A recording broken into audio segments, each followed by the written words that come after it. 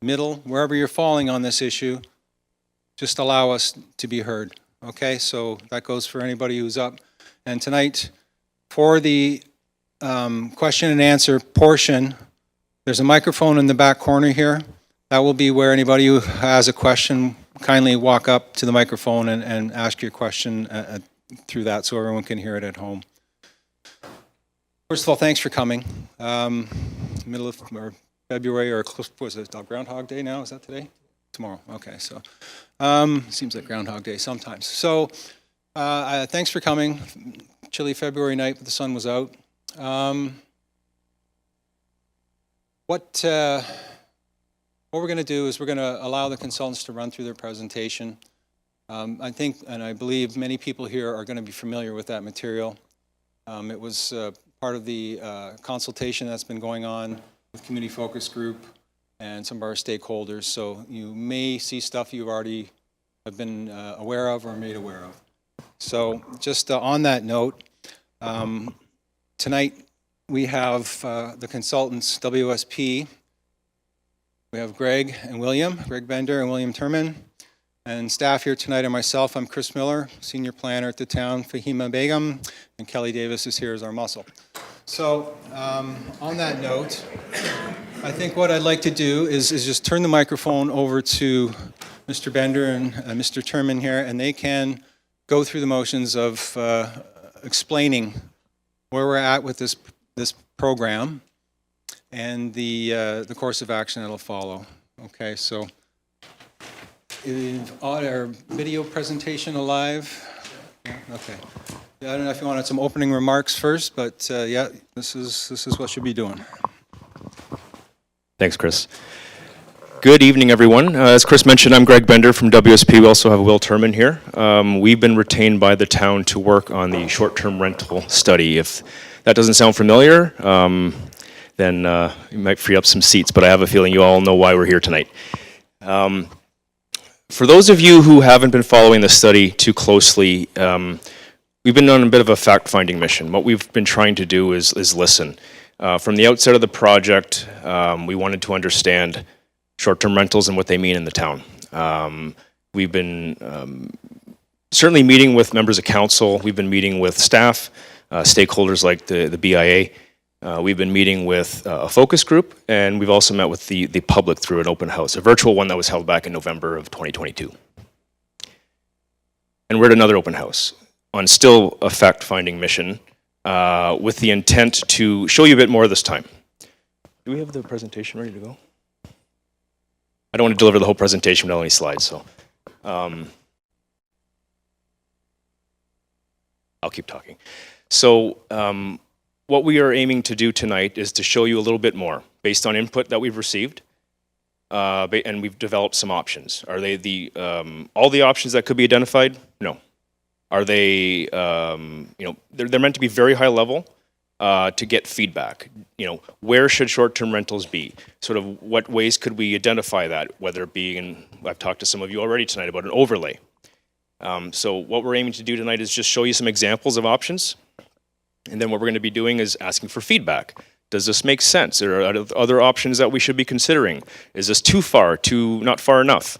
And that's what we want to aim to discuss tonight. There's going to be a question and answer period after our presentation, and certainly it's more important for us to hear from you than it is to hear from me or Will. But what we want to do is just lay it all out for you, and then you can ask questions. If we don't have answers, we'll certainly get you answers.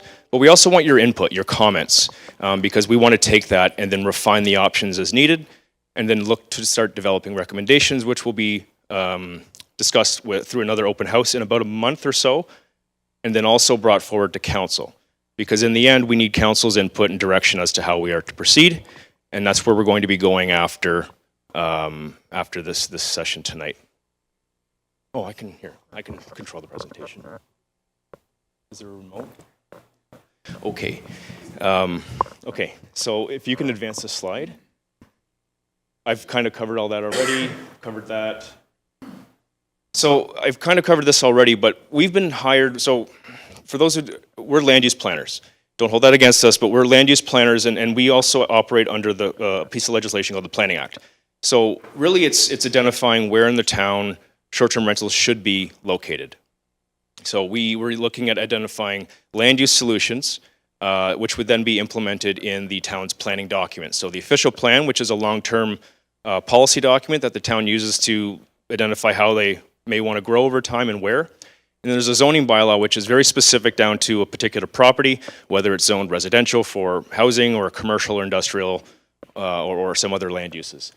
So what we're going to be doing is, again, the recommendations that we're going to be identifying as part of the next stage, should we get direction from council, would move into amendments to those documents.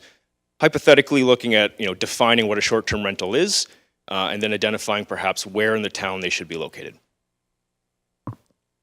So we still are relatively early on in the process. We're in call it stage 2, which is really sort of options development.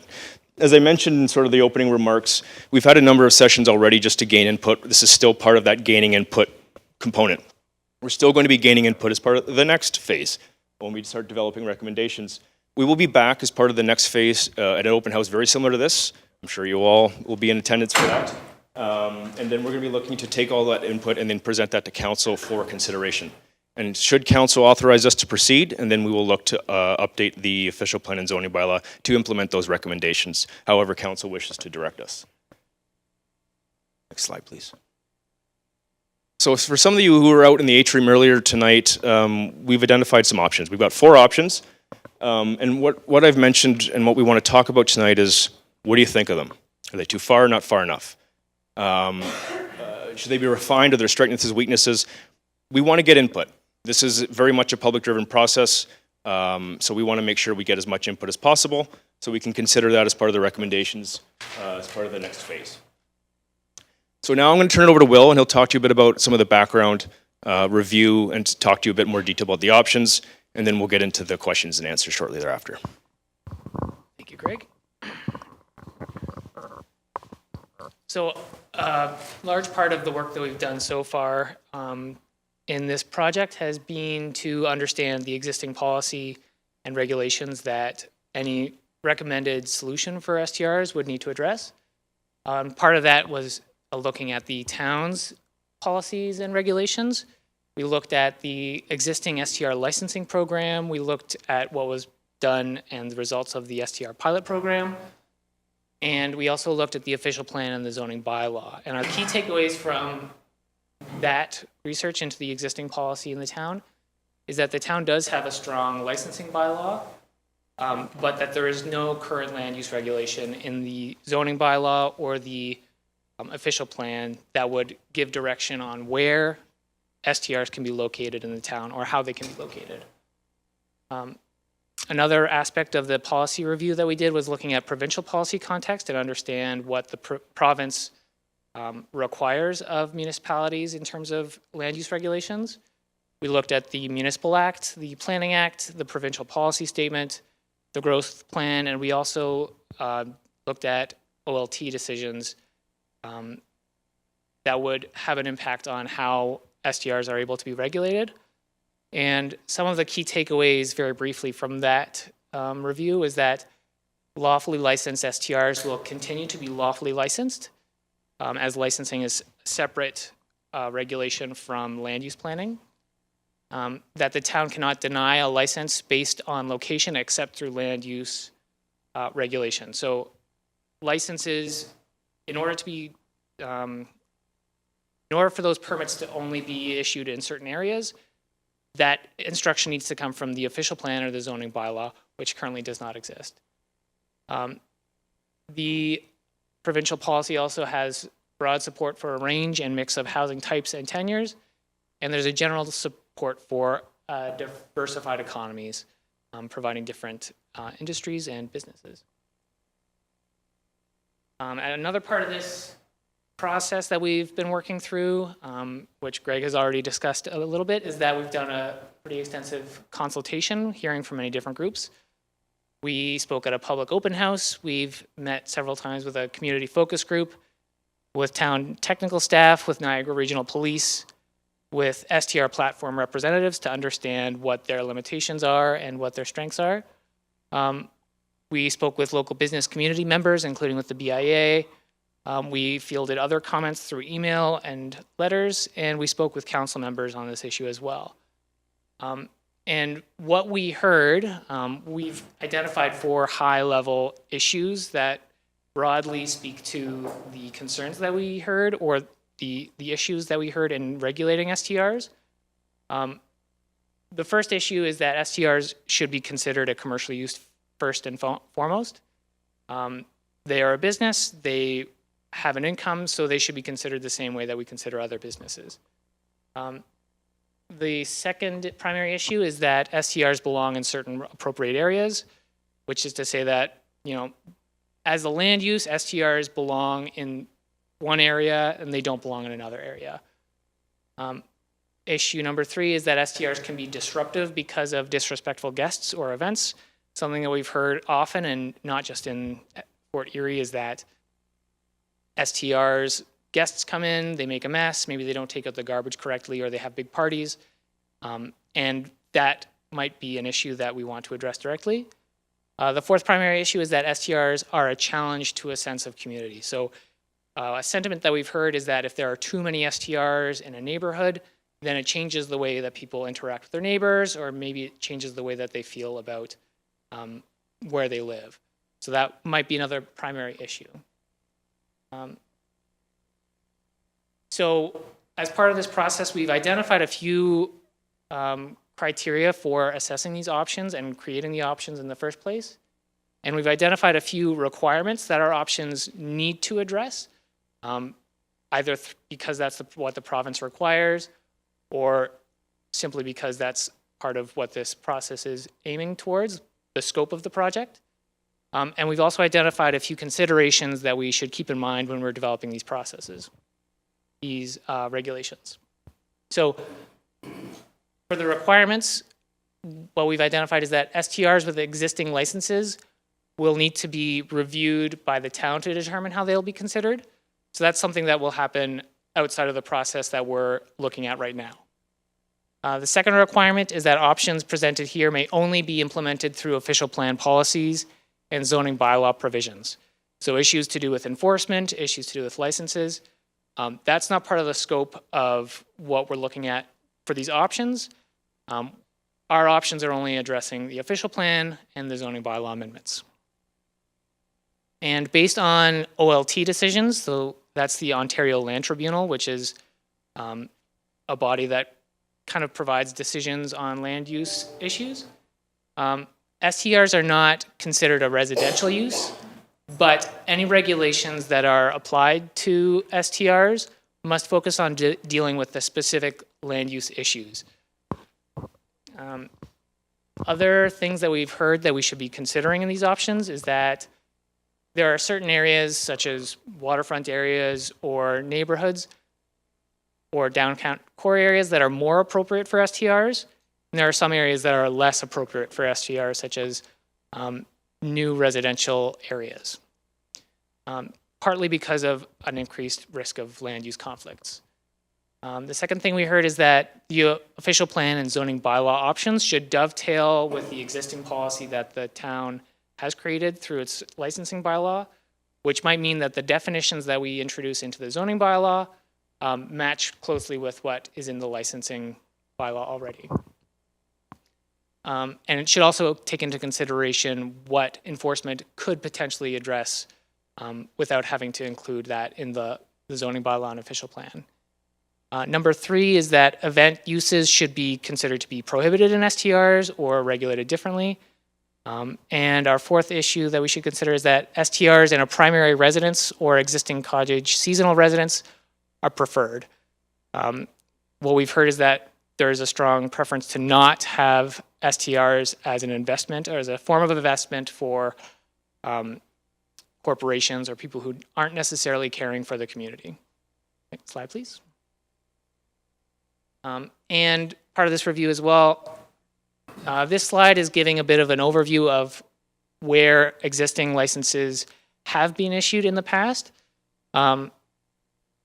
This is a map of licenses that were distributed in 2022. And since we have this data, this is not necessarily representative of exactly where all of the licenses are. Some of them may have been revoked, some of them may have been suspended. And since 2022 has passed, in 2023, some of these licenses may have chosen to not renew. But what we can see from where the existing licenses are is that there's a strong concentration of licenses in and around Crystal Beach, along the waterfront areas, and they're generally spread out through some of the other residential areas. So those are some of the things that we might want to consider as we're discussing the options, where the STRs are and where they're not. So as part of our open house tonight and as part of this process, we've developed 4 options, and we've tried to frame them around those 4 primary issues that we identified earlier. So if you were out in the front foyer there, you would have seen that we had 4 options. Our first option is to use existing zoning. Our second option is to create an overlay to identify areas that don't necessarily line up with the existing zoning. Option 3A and 3B both use the overlay as well, but for areas outside of the overlay, they would have different conditions. And this slide is to give basically an overview of all of them. We'll be going into each of these options in further slides. But this slide is to just give a bit of an overview. Okay, so existing option 1 is to use existing zoning. So the issue that this option would seek to address is that STR should be considered a commercial use. And the zoning bylaw already provides us with the tools to address the conflicts from commercial uses and separating those from residential uses. So the approach for this option would be to define STRs in the zoning bylaw and permit STRs as a permitted use in certain zones where it would be appropriate. So that might include mixed use zones, it might include commercial zones that permit dwelling units, and certain other zones that would be considered appropriate. As an example, each of these options will give you an example of where it's done like that. In Tofino, BC, they regulate STRs with certain zones, and they have conditions on those zones as well, such as only in a dwelling and that the operator must also reside in the property. STRs are explicitly prohibited from single-family dwellings used for residential uses in commercial or industrial zones and within multiple dwelling apartments. So that's how it's done in Tofino, BC, who also uses zoning to regulate STRs. And on the right-hand side, we can see that this land use option would be regulating through zones, and then outside of those zones where it's not an explicitly permitted use, the license holder or the person who wants to make an STR, if they wanted to go through that process, they could apply for a zoning bylaw amendment, which would have to go to council. So permitted in some zones, outside of those zones, they would need to ask for an amendment. So, slide, please. And here's a map of the zoning to kind of give you an idea of what that might look like. So since the zoning provides very detailed, high fidelity, I guess, down to the specific property, if we were to permit it in some zones, like in the, I guess, in the mixed use zone, then it would tell us exactly which properties it would be permitted in. And as part of this option, some of the areas for discussion that we would like to discuss tonight and are open for us to talk about are, should they be permitted in some other zones, such as the R2B zone, which is a residential zone that's exclusive to Crystal Beach, and you can kind of see it in this photo here, which is the mustard yellow. Should STRs be permitted in some rural areas, which would be the light green in between Crystal Beach and Crescent Beach area? And if STRs should be permitted as an accessory use. So some commercial uses are already permitted in residential areas as home-based businesses or home occupations. What conditions could we apply to STRs to allow them to be operating in those areas or not? So that's part of the discussion in this option. Slide. So as an accessory use, what that question is about is currently there are commercial uses that are permitted in residential areas as home-based businesses or home occupations. So if we were to look at that as a possible avenue, how would we regulate, how would we regulate STRs as a home-based business? Or should they at all be permitted? Should they be permitted at all? Okay, next slide. And this is just the same thing. It's just a bit more detailed map to give you more of an idea. The R2B zone is just the darker yellow area in in Crystal Beach. And the blue areas are commercial areas, and orange is mixed use. Okay, slide.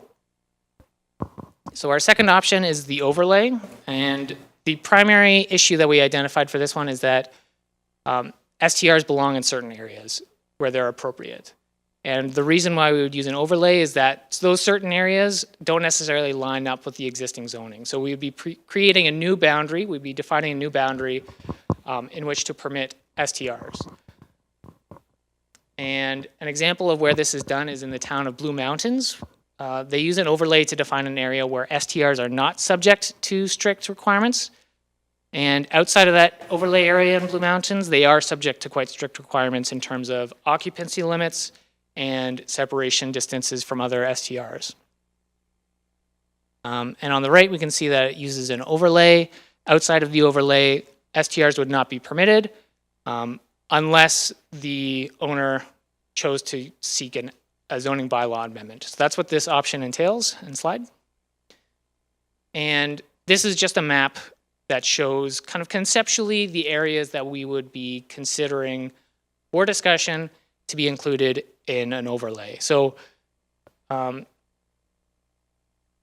areas that we have identified for discussion are areas along the waterfront, along Lake Erie, some of the downtown mixed-use areas, and along Crystal Beach. And one of the other questions that we have for discussion is along the waterfront area, would that overlay only include the properties that are adjacent to the waterfront, or would it include more of like 50 meters from the water's edge? And would it even include all of the waterfront? These are questions that we have going forward. Okay, option 3. Oh, and that's just a description here. So if we were to set a boundary of how close the property had to be to the water, those concentric circles just identify what that would look like. So if it was 120 meters, some of the properties are deeper than 120 meters. Some of them are narrower. So that's 120 meters, 250 meters, and 500 meters. And again, this is just a visualization to help us understand what some of these might look like, not that we are recommending them. And again, what those concentric circles are, just a visualization of what a buffer area around the lake would look like in a different location. Option 3A is basically the same option as previously with the overlay, but for areas outside of the overlay where STRs are not permitted in the previous option, they would be permitted in dwelling units where the primary resident is the license holder, and they also live there. So it'd have to be on a property where there are at least 2 dwellings, and one of those dwellings is occupied by the permanent resident. And the primary issue, with STRs is that guests come and they make a mess and they're too noisy. The assumption is that having the owner on the site will make it easier for them to regulate the guests and make it easier for neighbors to kind of talk to and know who's at that property and be able to manage those issues. And as well, this would also include all of the previous overlays that we discussed in the last option. So in those areas, it would not necessarily have to be owner occupied. It could be any STR subject to certain conditions that we apply. A municipality that's done that, municipality that's also done this approach is the Prince Edward County, where they restrict new STRs to dwellings occupied by permanent residents only. And as part of that, the county sets restrictions on how many consecutive days a dwelling can be used as an STR. So, for example, I think they let the permanent resident go on vacation for 3 weeks where they can rent out the STR as a whole dwelling. But that's a very limited amount of time in Prince Edward County. And like the other ones, if the property doesn't match the permissions, if it's not in the overlay, if it's not owner occupied, they could apply for a zoning bylaw amendment. Okay, next slide. Again, just a map showing you conceptually where STRs would be permitted in this option. You have the same overlay areas along the waterfront in the downtown areas and in Crystal Beach, but you would also see STRs spread throughout the town in areas where there would be a permanent resident on the property. And they could be clustered in areas next to specific draws, amenities, or they could be out in the rural area as well. So part of the discussion that we want to have for this one is, like the previous option, where should the overlay go, and what should be the criteria for an owner-occupied dwelling? That's part of this option. Next slide, please. And option 3B, which is our last option, is an overlay plus a separation distance. So similarly, we'd be using the overlay to identify areas where STRs are permitted, and then outside of those areas, they would be permitted as long as they are not within a certain distance of another STR. So they have to be separated by a certain amount. And the issue that this would addresses is the perception that STRs reduce the sense of community by having too many all in one neighborhood. So this would keep them separated and not concentrated in one area. And again, Prince Edward County does an approach like this where they have a maximum density of STRs in certain areas. Their concentration maximum is 15% of dwellings can be operated as an STR within certain radius based on where it is, if it's in the urban area or if it's in the rural area. And similar to the previous options, if there is an STR that is not in the overlay and if it's within a certain separation distance, they can apply for a ZBLA, which would have to be approved. Okay, slide. And again, just a map showing where the overlay system is, hypothetical licenses that could be operated throughout the town. But again, this one, as opposed to the last one, the STRs would be more separated throughout the town. There would be less clustering. Yeah, and these are all of these overlay options, and what we're talking about here is all open for discussion. So we want to hear from you about, are we on the mark for any of these? Are there things that we should change? Next slide, please. And again, here's an illustration of what the separation distance looks like. If we were to set it at 120 meters, it might be a small block. If it's 250 meters, it might be 2 blocks. And if it's 500 meters, it might be a whole neighborhood. So depending on how broad you set the separation distance, it would reduce the total number of STRs in a neighborhood outside of the overlay area where they would be permitted. And again, okay, so that's for the options. I'm going to hand this back to Greg. Thanks, Will. I kind of touched on this at the outset of the presentation, but we're here to receive feedback tonight. This is certainly not the only opportunity to provide feedback, and I would still argue, regardless of what you say tonight, I would really appreciate if you could send it to us in writing. Providing something in writing gives you a bit more weight and removes the opportunity to misinterpret what you might say. But certainly there is an opportunity to speak your mind tonight. And as I mentioned, we're going to take all the feedback tonight, look to refine the options, and then start developing recommendations, which will be back to an open house in about a month or so, and then look to receive feedback on those, and then move forward to a council meeting, which is also very public and an opportunity for a discussion with council. Should council authorize us to proceed, we'll be looking to amend the documents based on the direction received from council that evening. So with that, I think, as Chris mentioned at the outset, I think there's a mic at the back of the room. And we would ask that you do use that because the event is being streamed, and I can't imagine somebody who's watching it online would be able to hear without the microphone assisting. So with that, happy to take any questions or comments, and look forward to the discussion.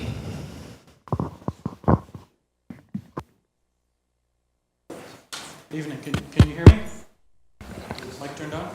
I think so. Okay, so nobody else has to ask. All right, the options that I saw are enlightening, and the points that I've prepared really speak to why I believe that STRs should be permitted as far and wide as possible, with the caveat that there be strong enforcement. So we have a property that's outside of the Crystal Beach area. And people who come to stay with us, they love it because they want the proximity of the beach, 10 minutes away. Actually, I think it's 7 minutes by car to get to the beach. But they don't want to be surrounded by tourists. So if you limit if you limit rural or our areas, then you're going to limit the number of people that are going to want to come and stay. The people that come to stay with us regularly tell us that they want quiet enjoyment. They want to go out during the day. And they want to experience the local sites. They enjoy sitting on the deck in the afternoon, morning, and evening, using the fireplace that we have in the wintertime and the fire pit that we have in the summertime. They like the jigsaw puzzles that we provide, and they like the quiet neighborhood. And there's never, ever been a complaint, and we've been licensed from the very beginning. I think we were even doing it before there were licenses. Just by way of example, we're rural on an acre. People enjoy or speak to us about not having to put up with the hustle and bustle of where they come from. You know, the big cities, Oakville, Toronto, those kind of places. We get a fair number of Americans as well. And if I might add something, and this is not a sales pitch. I have way too much business, so please nobody approach me. Eco tours are on the rise, so rural accommodations are something which I think in our area could really be of benefit. I've got 30 years as a psychotherapist in this area, and I lead forest tours, I lead ecotherapy tours, we lead mindfulness walks, all in this area, and there are other people, lots of other people half my age, you know, I'm going to be 60 next year, half my age with lots of experience, who could help promote that if there is housing available for them to come and stay. So, leaving you with that, a couple other examples. Short-term rentals contribute to the small businesses that we as locals really enjoy. Without the extra business coming in and people spending money, those small businesses just aren't going to be able to have the revenue to keep them going through the winter, and they're going to close. When they arrive at our place, they immediately go to the grocery store. Most of them don't bring any food. We greet them when they arrive, and I know that some of the other operators and the tourist operators, they greet their people as well, and they have thorough conversations and vet them before they arrive. So we know that they go to the grocery stores, and we know that they come with family, they have visitors, and they're told to abide by the bylaws which are in place. A lot of them, well, I would say most all of them dine out because we can see them driving. We can see them leaving the property. Again, the property that we have is on an acre. We live right next door. We can see them coming and going. Even those people that only stay for 2 nights, they don't stay in the house, except for the newlyweds. The people that come to stay, they go and we have our own book of wonderful activities and restaurants to go to in the area, so they don't have to rely on reading other people's websites. We direct them. I mean, just to give you an example, we direct them to the farmers markets in Stevensville and Ridgeway all the time. Everyone. We sell them on it and we get them out. I would say that many of the people who come to stay at our place, they go to Safari Niagara, they go with their children, they go on their own, and yeah, we even direct them to the new seafood store in Ridgeway, the local butcher shop, so that they can use the barbecues. And we send them down to the bars in Ridgeway and Crystal Beach that have big TVs, because we don't have cable TV where we are, because lots of them are sports fans, and they don't want to miss. They don't want If- to miss out. If I could just interrupt you for 1 second, I'm sorry to do that. I think there's a lot of people that want to speak tonight, and I don't mean to put limits on people and what they want to say, but I think we only have about a half an hour left. Well, the last thing that I have to say is, if it's restricted and it's not far and wide with excellent enforcement, then tourism is going to suffer, and the people that live in this small community are not going to have the same amenities as we hope to have, which is why we moved here. Thank you. Thanks very much for your comments.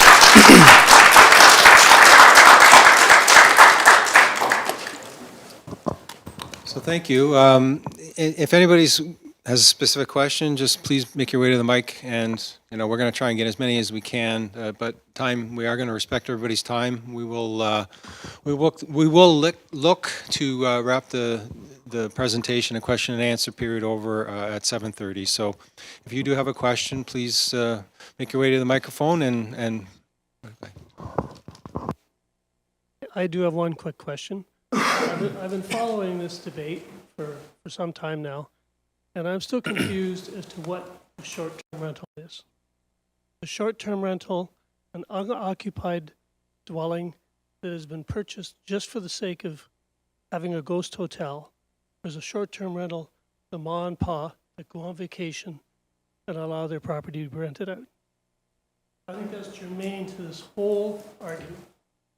So a definition which has not been forthcoming would be very valuable. So that's a very good comment, and that's something that we actually have the ability to do through the official plan and zoning bylaw. I'm happy to defer to the town staff to explain the definition that's in their licensing bylaw, but okay, well, either way, that's what we're going to be doing. If there's a question, sorry, you have to go to the microphone. I'll just interject. There is a definition. It is in the bylaw, the licensing bylaw. It's not in our comprehensive zoning bylaw, and that's where it needs to be as part of what we're trying to do, is get it into the bylaw of our zoning. So that's where it's going to be, section 5 of our zoning bylaw. It doesn't have it right now. It needs it.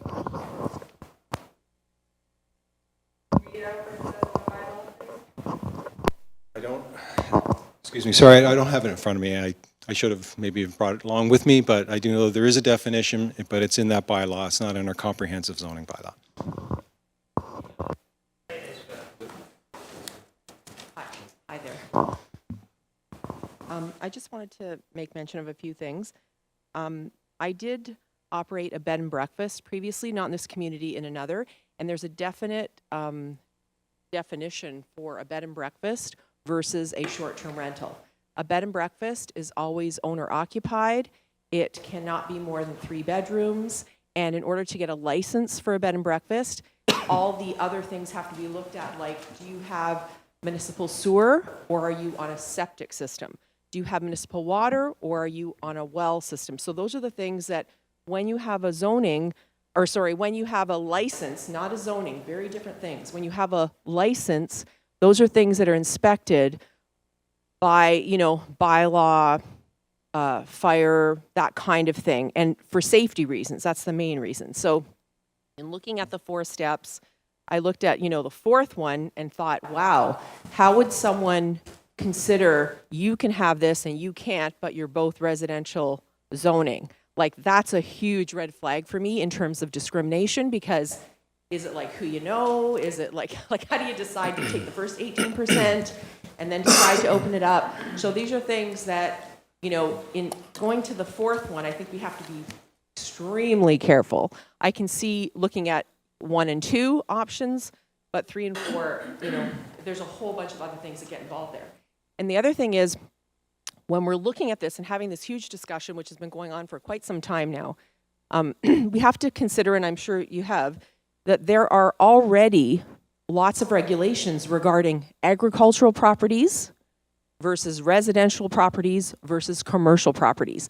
They're already zoned. There's no point in someone, applying for a zoning amendment or change the zoning of their property. It's already very clear.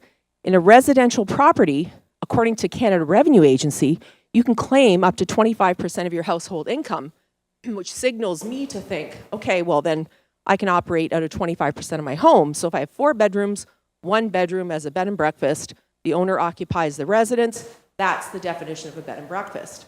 Because there's other things we have to factor in, like Canada Revenue Agency, that kind of thing.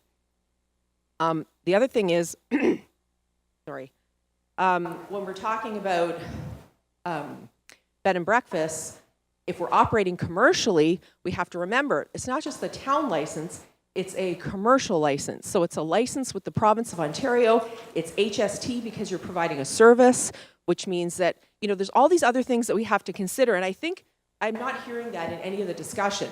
Me personally, I have a commercial property that I'm not able to operate commercially. To me, that's a big pet peeve because I purchased it commercially. It was run commercially as a short-term rental.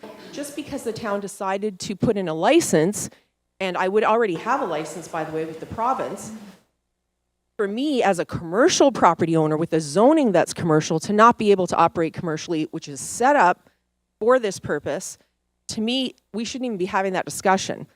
We should be having discussions here about residential properties, not commercial and not agriculture, because those properties are already under a whole guidance. If you go to OMAFRA, Ontario Ministry of Ag, Food and Rural Affairs, you can see that Phase 3 allows permitted uses for agritourism on agricultural properties. So for us to have that discussion really doesn't hold any weight. The person just has to come to you and say, I need a license to operate on my farm property, and you need to come out and do the inspections to make sure my septic can handle it, that I have a fence around my pool if I have one, those kind of things. So I think we're confusing a lot of variables here, and we're taking a lot of time to discuss this beyond things that are already in place as a province. And in so doing, if we wait until March, we are going to lose another season, the 4th season in a row. And when I bought my property 4 years ago, it was for this purpose because this was the zoning and this is what it was run as. The fact that we want to take our time and do this, I fully respect. Take your time, take years if you want. But to tell a commercial property you can't operate commercially, or an agricultural farm that you can't have agritourism, which is already allowed, doesn't, to me, make sense. So I think we need to focus back to residential properties and look at what businesses we're doing there, how we might affect neighbors in those areas, whatever. But we shouldn't really bring commercial properties into it, commercial mixed use or agriculture, because those rules and regs are already there when people purchase those properties. I have a whole bunch of other stuff, but I'm going to let someone speak. Thank you very much.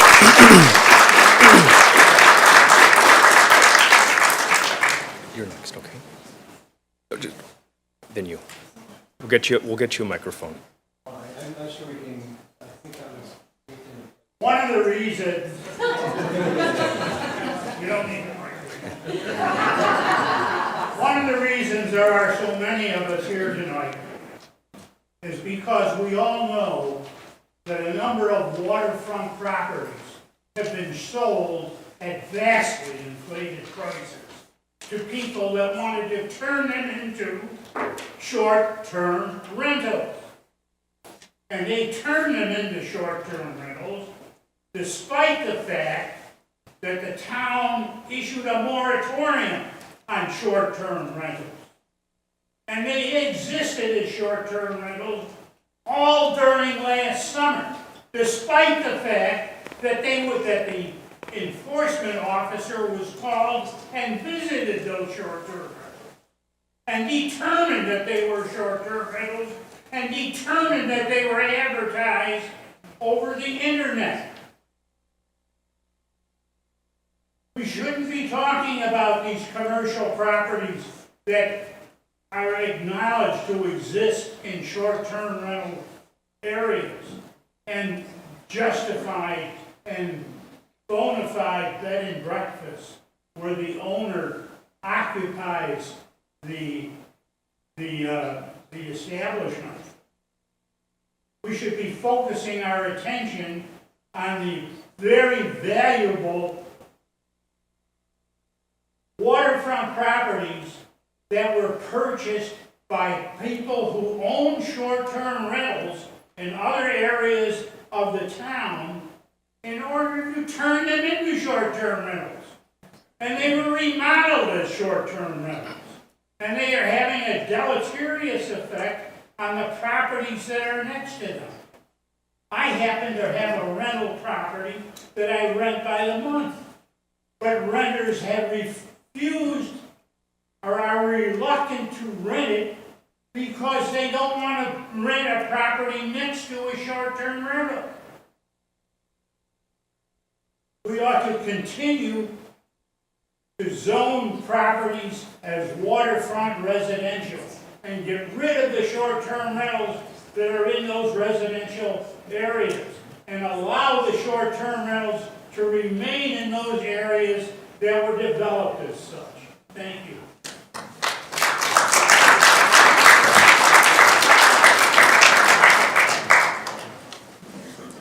Hi everyone, so I've got a property in the rural Fort Erie zone, and as such, my property, it is only a 3-season property, and not just my property, but most of the properties in rural Fort Erie, especially on Baywoods and Point Dubanow area, are only 3-season properties.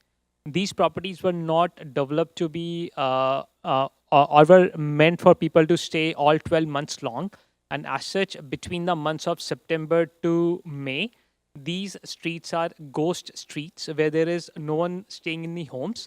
And on my street, out of the 10 homes, 8 homes are owned by Americans who only come here during the summer, and rest of the time the homes are empty.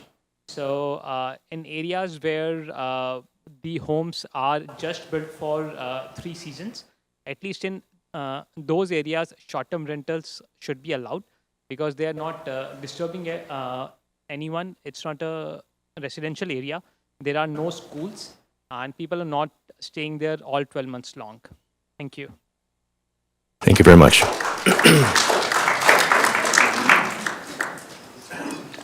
I'm going to speak just for a quick second, just in response to the other gentleman who just spoke. I'm a fireman, not in this community, but you know, sometimes I feel like a fraud. And the reason I say that is because I don't feel like I should have the ability to own a waterfront property, and I do. And the only reason I can do that is because I have this rental income that allows me to pay for this property that was inflated. It was no fault of my own, but this was my one chance to have these experiences for my family, for my kids, that could never have happened on my salary and without the use of short-term rentals. So I would say that this is not these are good people, good citizens in the community, and we do our best to provide a good service for our community, and we try to do our best for everybody.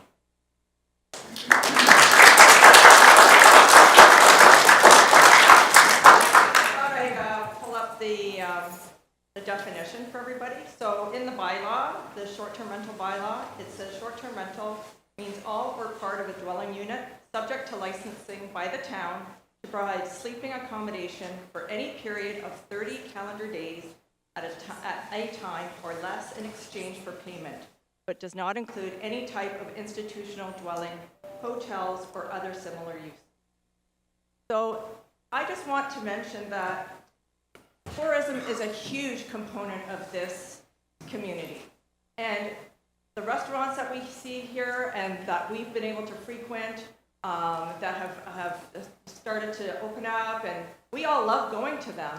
But if we don't have tourism dollars in our community, we won't be able to, they won't be able to keep those running. Some of them close down in the winter time because there just is not enough people. And I know we keep hearing that, oh, the permanent residents, will frequent them and they'll maintain them. That's not happening all the time. The restaurants can't open Monday to Friday or Monday to Sunday. They're not open. If you go by, most of them are open Wednesday to Sunday and during the off season. And we want this to be a vibrant community. And not only that, but if we're trying to attract tourism here, there are no hotels. There are limited hotels. There's not enough to accommodate all the people that we want here. And so, and then we hear, why aren't people investing in hotels? Because there's nothing here to keep them here all year round. The hotel that we had has turned into a long-term long-term care home. So we have to understand that we all need this.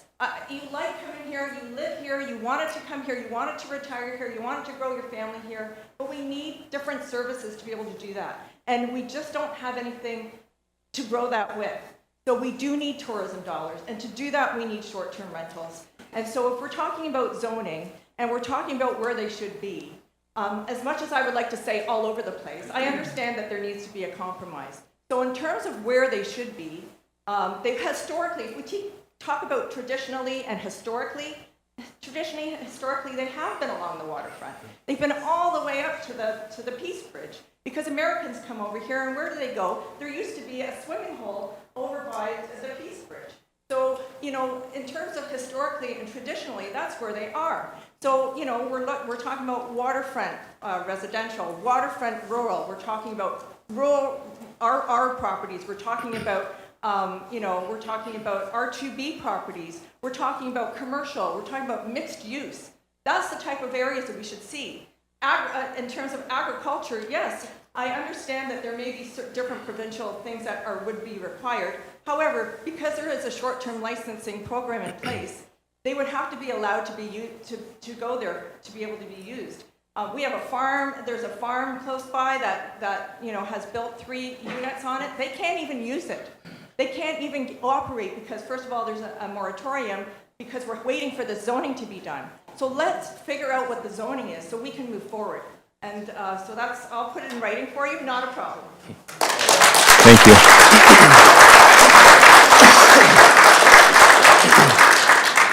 Thank you very much. I really appreciate the presentation, and I really appreciate hearing everyone's comments in this public forum. We've heard a lot of good comments about commercial zones and different uses in residential and the needs of the community. I just wanted to touch on the concept of tourism and ecotourism. I've lived in different areas and seen things that work and don't work. And also in land use study, sometimes when we look historically, sometimes the use historically wasn't the best for that location. And sometimes it makes sense to build on top of what was already used commercially, for example, like where the Crystal Beach Park was. And I saw in your attachment on page 17, one little note about prior industrialization, that there was no central location, so that's not really factored in. And that's just, it's interesting when we're talking about ecotourism to add those historical facts in when we're looking at commercial zones, such as the former Crystal Beach Amusement Park, which made this area very popular along the waterfront. Ecotourism, there is, in terms of land use study, bringing this in line with the official plan, rental is an important component, and it's clearly rentals are needed in Port Erie in different types. Ecotourism, in this day and looking ahead, when we're talking about social media, marketing, the internet, and going global, and the global visitors that come to Niagara Falls, and the sensitivity of the beaches and the changing climate we are already seeing, it's just something to consider. There's going to be enough people to come in, add more businesses, add more year-round use, but then not destroying why the people want to come and do the nature tours or enjoy the beach and swim in the water. So I just wanted to ask if that's considered in part of the land use study when you're looking at maybe some of the more rural or number of total rentals and that type of thing. But this is great. Thank you, and thank you, everyone. Thank you very much. Well, thanks. If you could just do your best to talk right into the mic, that would be great. I feel that I heard someone say empty neighborhoods because of short-term rentals. And I feel that is anything but, because a lot of us short-term rental people house people who are in life-changing situations. We have the Peace Bridge very nearby, and people are coming to Canada, they're leaving Canada, they're coming in and out of province. Short-term rental houses, we can accommodate families who are in life transitions. So we don't have empty neighborhoods in the wintertime. What we're doing is we're housing people who are on to their next journey. It could be their forever home. It could be because they're getting married, separating, coming to Canada, you know, coming to the area to open up a business, I hope, and, you know. But you're not giving us the benefit. We are renting. We are renting. For most of us, the only time we're taking advantage of is 2 to 3 months. After that, most of us, a lot of us, are hosting people, families, that can't stay in Niagara Falls in a hotel at any reasonable cost. Crystal Beach used to be, historically, a place where people came in the summertime. Those houses sat vacant in the wintertime. That's not the case anymore. And everywhere, and I've been here for 25 years, everywhere a short-term rental property has popped up, it has inspired the neighbors to start painting fences, fixing their houses, cleaning up the trash. Short-term rental hosts go around their neighborhoods because we're judged on it. Someone from outside of our community comes in with fresh eyes and says, well, the neighborhood looks safe. The neighborhood looked tidy. It was a lovely beach town. We're not getting the benefit of how we've made Crystal Beach grow because it was desolate, it was boarded up, and nobody wanted to come to Crystal Beach. Ever. They would say, oh, you're from Crystal Beach. And now that's not what they say. They say, oh, you're from Crystal Beach. Well, I'm proud of that. I worked hard on that. I have mowed grasses, I have picked up garbage, I have cared for my neighborhood.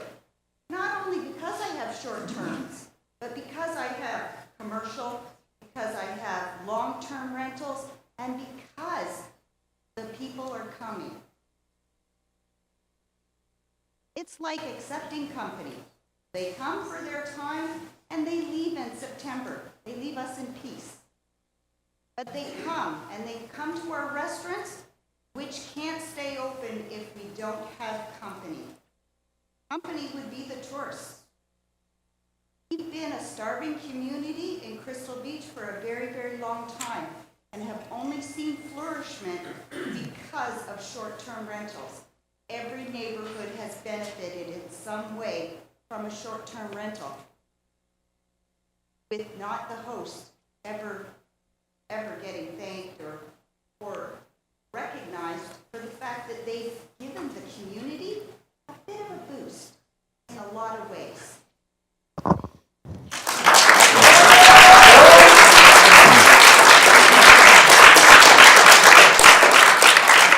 Hi, just before we get to the next presenter here, we're at 7:26. We would like to respect everybody's time. We said this would run to 7:30, so if we just maybe jog through a couple more really quickly, that would be great. Thanks. I think I have a lot to say, but I only have a few minutes, so I think I'm just going to focus on one thing. And that we've seen all of the court decisions, we've seen the OMB, LPAT, all of it. All of those decisions, it is inequitable that short-term rentals are defined from a land use planning perspective as commercial. And I think that that's the critical piece that we need to talk about. Commercial entities are incompatible in residential zones. That's a planning principle. It's been a bit of a boondoggle to buy these properties as investments and rent them out at exorbitant prices, and as a neighbor, one week you have them, the next week you have them. It's just that, it's unfortunate, truly unfortunate. But if they're commercial, then shouldn't they have, these are ghost hotels. Hotel accommodation tax is a huge to invest in our tourism and promoting tourism. Commercial rates for properties. I mean, there should be an even keel, an even playing field.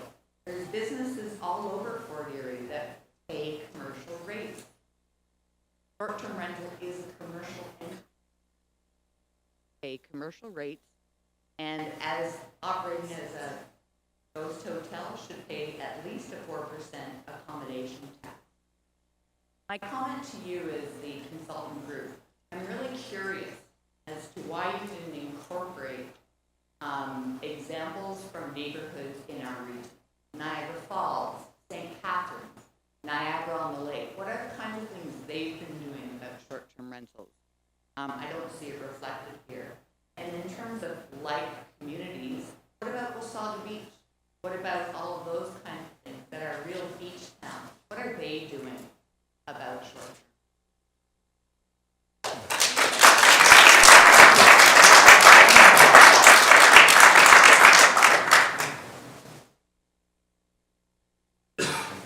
Comments or anything like that that we've heard?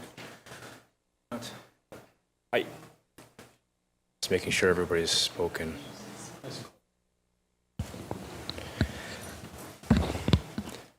So I want to thank everybody for here. Can I have the other mic? I don't want to make it too awkward. Appreciate everybody's time tonight, their input, and thank you very much. Like, in terms of, and just reflecting on the last comment, in terms of other communities we can look at, we can certainly look at other communities. We started as part of this process sort of looking at representative options to consider that were generally similar to Fort Erie. And if there's others, then we can certainly look at those too. We've heard, from both sides in terms of, perhaps where short-term rentals should be or should not. And we appreciate that. We appreciate, you spending your time to come here tonight. I'll continue to appreciate your time when I ask that you submit them in writing. And, we want to, get as much input as possible so we can consider that when we refine options and also prepare some recommendations for consideration. Yes, sir. I'm sure you don't need a microphone, but. Can you argue with the fact that a short-term rental is a commercial enterprise? Argue? A short-term rental, by definition, is a commercial enterprise. Commercial enterprises are not permitted in residential zones. It's as simple as that. Well, they are. They are, as a home-based business. In all over Ontario, home-based businesses are generally permitted in certain residential zones where that individual owns the house and operates it. But in our presentation, as we said, based on some case law and what we found, short-term rentals are considered a commercial use. So I'm not here to argue with you. That's what we found. I think you need to clarify that. When you say it's a home-based business, is there a non-stipulation that that person be at? Yeah, so to have a home-based business, you have to reside in that property, and it has to be your business that you operate. And you operate it, and you're present when you operate. I would assume you'd have to be present to operate your business. I mean, and there are very well-defined permissions in our current zoning. If you are a hairdresser, you can have one chair, or I don't know exactly what it is, but a certain percentage of your home can be allocated to a hairdressing salon with very small square footage as a part of a percentage. Yep. But also the parking and all that, Right. But, as a home-based business. So, Can you make that definition? Just What it means going to verify. Is it a necessity that the person operating a home-based business be present? I mean, that's so pertinent. I said yes. as part of a home-based business. The definition of what that man just said is a commercial business. And you corrected him, and you said STRs are allowed, given their home-based business. I never said that. Please don't put words in my mouth. And if you want to have the Just discussion, listen, Alex, it is Alex, right? I recognize your voice. Okay. The microphone is there, but we're after our time, so maybe we can have this discussion after. Maybe you can offer that in clarification when you send out your information, because this is very important. It's part of what we're looking at through the options will be to examine the nuances of that kind of a position. Well, to some it is, to some it isn't, but, yeah. So, but I appreciate that and you bringing that up. Listen, everybody, it's that time, so I want to thank everybody for coming.